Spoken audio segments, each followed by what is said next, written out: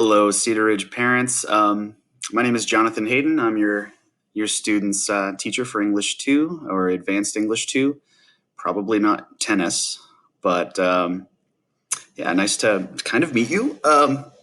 So the website hyperlink um, is there for you, but definitely the best way to contact me is via email, Jonathan_Hayden at roundrockist.org. Um, and your child's Schoology uh, account is obviously where we put all the class slides and assignments. Mm. If you would, please sign up for my remind. If you're in Advanced English 2, just text at Hayden PAP to 81010. And for you on-level parents, Hayden ENG, text that to 81010. So I'll usually send out reminds about due dates. That's basically it. I try not to send too many. Okay, well, this is my 9th year teaching at Cedar Ridge High School. And yeah, I love teaching English. I've got married my wife, and we have 2 sons, 1 and 3. So I'm on the other side of new parenthood, which was an interesting couple years. But so anyway, this course we're going to be writing a variety of literary, expository, and persuasive pieces of increasing length and complexity. We're going to read a lot of stuff, a lot of different kind of stuff: poetry, articles, short stories, novels. They're going to be reading their own novel of their own choice every week, a little each day. And I'll talk about that later. So lots of different genres. We just want to expose them to as many different types of information as possible, as many genres and formats. So here is the course overview. As you probably know, we went to 9-week periods, and each one kind of has a thematic focus. So this first unit has been Inside the Nightmare, which I promise they planned that way before COVID, but it just kind of works out, actually. Writing about our fears is one way to dispel them. So we've been trying to keep that theme going. And it pops up. We read some like Edgar Allan Poe, some magical realism, and we're doing poetry today about a mythical Wendigo creature. So I'm looking for imagery and stuff. We're writing a personal essay is the main product, just any kind of memory that they can flesh out and include imagery, and it can tie into fear. Have your child show you what they're working on right now with that. It's a lot of good stuff. But yeah, we're doing a lot of revising and editing. Definitely my philosophy is the process is more important than the product. So I'm less interested in like the finished thing as I am the process of making something more effective. So just like life, day by day, we try to revise ourselves for the better. We'll have unit tests, which might be a little problematic with everyone being remote. You can't really monitor, so we're talking about that for sure. We're reading and writing every day. So here's the unit outline for every unit. Grading policy. So we've got 50% is major grades. Usually those are final drafts, our tests, big projects. 40% are minor grades, which are the like drafts that have been revised, our interpretive response paragraphs to what we're reading. Socratic seminars where they just answer a bunch of questions beforehand after reading something, and we just sit in a circle and the students direct the discussion. They're really cool, actually. And I just check off for participation. I try to stay out. It's their discussion. It's better that way. And we're doing SSR logs. They're self-selecting something to read, 10, 15 minutes a day. And we're practicing 3 modes of response. So they're finding a quote that stands out, and they're just summarizing in that 10-minute block of reading. What did you read? What happened? And reflecting on it. What are you feeling emotionally, or what memories does the day's reading provoke?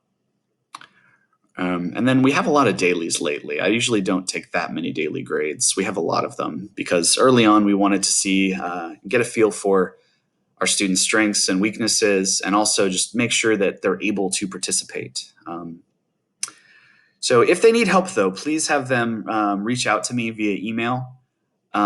We have, half of the class time is allotted for asynchronous. So At this point, the last couple weeks, I've had students that have like lingered after, and we've like pulled up their drafts of their essay, and that was a lot of fun. That is like pure school right there. If I could just sit down with your student and just like talk about what they're reading, talk about their writing patterns and what I see in their writing. That would be the ideal school. Unfortunately, with 30 students in a class, obviously we do our best to, with the time we have. So if they need help, asynchronous time, I can pull up their work. We can do like a private chat, so they don't have to be asking in front of the whole class. I know most students are very shy and protective about their work, especially if it's authentic writing, which is heavily encouraged. I'm not penalizing for late assignments right now. I just don't think I can justify it. So anything that's submitted, I'll grade, and it'll be for up to full credit for the time being. I'll definitely send out a remind when that changes, and they'll know. And with IPR ending this week, I got a lot of late work coming in. So if your student turns in something late, have them shoot me an email. Just say, hey, FYI, I submitted this. Have a great day. And that's usually all it takes, just to let me know that it's there, just FYI. Sometimes the system doesn't notify me when someone submits something late after I've given it a missing. So that's something I'm wrestling with right now, is noticing that work has been turned in. Okay, so here's a little bit like a taste of what the class actually looks like. Every day we write for 5 minutes to see how many words you can do. You write nonstop, and then at the end of the 5 minutes, we count our words. We're trying to build stamina, just like a runner runs, and they get better. They can run faster, farther. Writing is the same way. So we count our words about a topic, and they can always just write about their day. They don't have to write about, like this entry you see here, I wrote about eggs. Just write about eggs. Kids like writing about food. It's weird. And then we take some time to revise and edit and label the things we see that we do. We want to get to know ourselves, get to know our voice, get to know our habits. And so we're trying to replace dull words. We're trying to play with punctuation concepts that we talk about. And we're also rearranging, thinking about the ways the pieces fit together, like the furniture in a room. You want it to be most effective. How do you rearrange your furniture to create that feng shui or whatever it is? And we also fix our mistakes. I suck at spelling, so I misspelled versatility here. How do we fix our punctuation? Is it missing? Do we need to add a comma? Do we need to capitalize things like Ziploc or names? Yes, we do. The lowercase i's? Yes, we do. And that's a big common problem I see, even that lowercase I. And then usually we'll go through and, we'll count our words, circle our punctuation, or replace words. It's really depends day to day what I want them to focus on in their self-reflection of their writing. We also have them reading, as I said, SSR. They pick a book, they read it. They're building empathy for the pain of others. They grow their vocabulary. So there is no substitute for reading. No amount of teaching that I can do can replace the students' time that they've spent reading. So when they do read, though, once a week, I need them to write 3 sentences. A sentence of summary, which shows me how much detail they can include in one sentence. I need 1 quote that stood out to them. I want to see what they see and have them explain it to me. So in this quote from my reading, I think this is The Stand by Stephen King that I was reading last week. And so I saw this device personification, but it could be for them just, hey, I see this word makes me feel stuff. That's good. The word has an effect. Words do stuff. And then they reflect. So this reminded me of grandma's house or whatever it is. So that's what they do for SSR. To teach grammar, I love this. This is just something else I love to do. 4 quadrants, which of these sentences don't belong. So we're looking for things that stand out, that are different.